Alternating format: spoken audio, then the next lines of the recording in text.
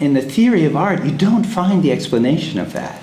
You don't. In other words, there's a possibility within the language of art that's being used here to develop as a tool, as a cognitive tool, the practices which we now use for other ends, for ends which are considered merely aesthetic.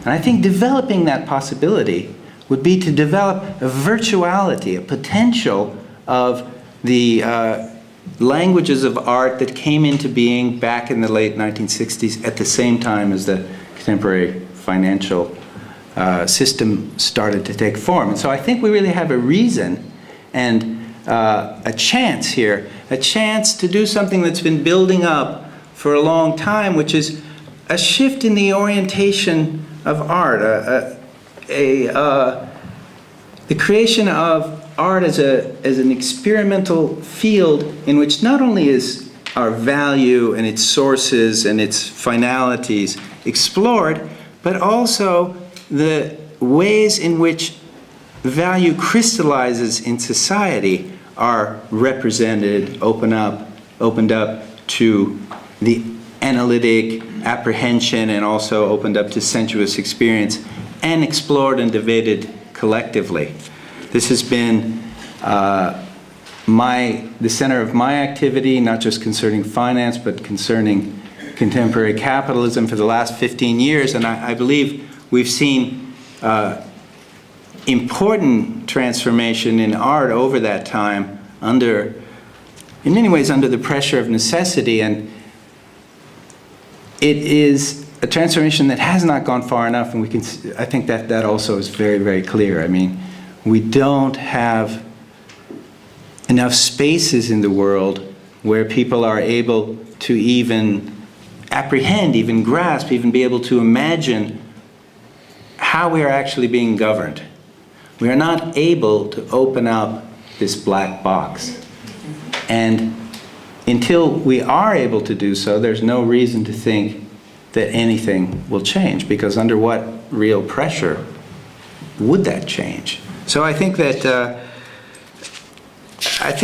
there's an issue which is probably directly pertinent to everyone in this room, you know, and this is, I mean, of course, we are a very modest social force, those of us who are involved with contemporary art, with contemporary philosophy, with contemporary culture. But like every other social force, we can exert the most influence within our realm of everyday activity, which is the activity of a certain kind of specialist, a certain kind, anyway, of people who are devoted to only one sector of social life. And so I do think there is a reason in a time of emergency to begin devoting the activity of one's own sector of social life, in this case, art and culture, towards an exploration of the very big changes that are being impelled by the financial sector and by all that it represents. That is to say, the creation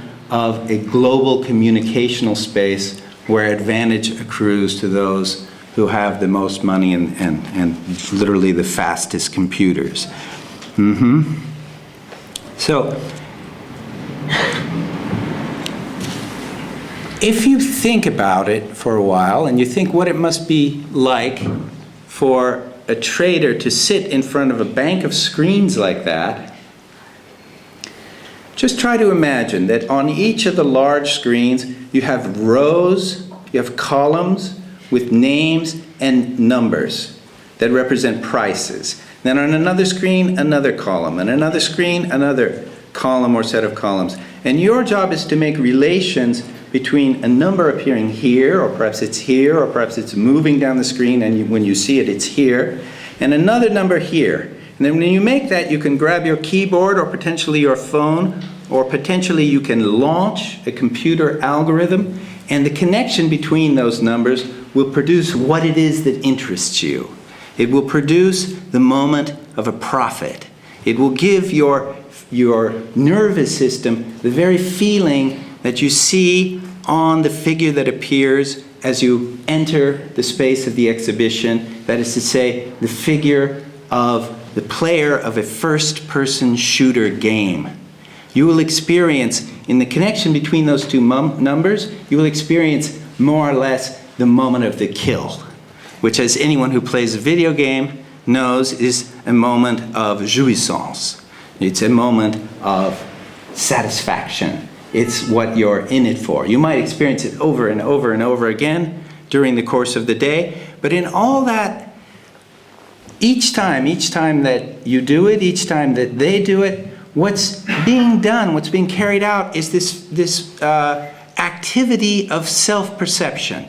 The relation between a person and a world which is not just purely electronic, but is entirely simulated. That is to say, it's based on the movement, the interaction of mathematical models which have been organized in a very specific rule-governed way. There are rules to this game.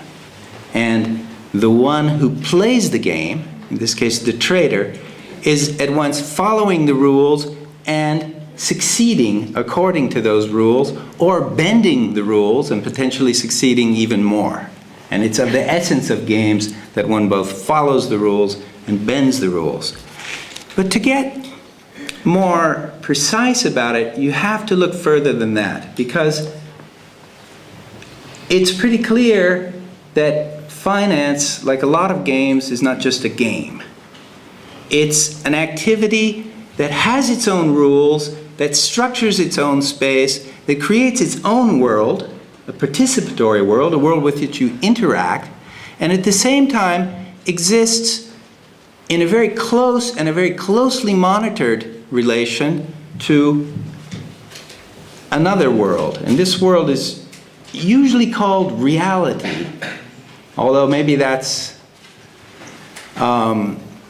maybe that would need some qualification. This world would tend to appear on those smaller screens above. It would tend to appear as news feeds.